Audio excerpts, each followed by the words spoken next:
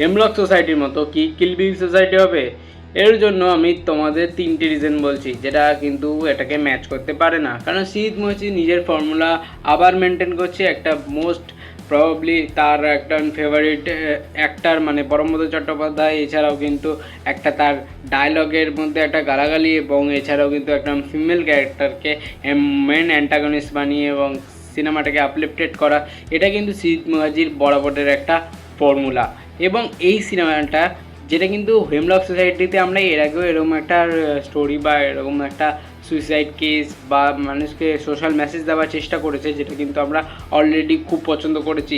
সেই সেম ফর্মুলাকে যদি আমি আবার 10 বছর পর 13 বছর পর ফিরিয়ে এনে মানুষকে বোঝানোর চেষ্টা করি, it's a social message, but it's a কারোর একটা বায়োগ্রাফি বা কারোর একটা ঘটনা যে জীবন লাইফের তার সাথে যে যে জিনিসটা ঘটেছে সেইটা নিয়ে এই সিনেমাটা।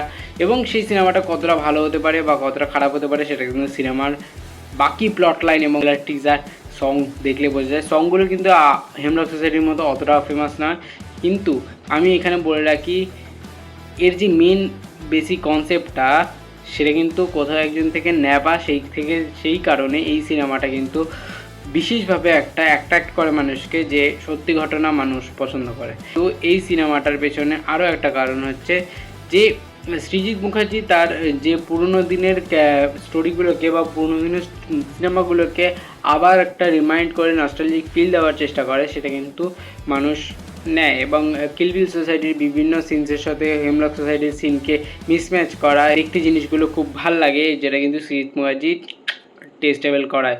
এছাড়াও কিন্তু আমি ট্রেলার টিজার কিচ্ছু দেখিনি, এবং কালকে ডিরেক্ট সিনেমা দেখতে যাবো এবং সিনেমাটা কেমন হয়েছে রিভিউ করবো। ভালো লাগলে ভিডিও করো, লাইক করো, কমেন্ট করো, শেয়ার করো, সাবস্ক্রাইব।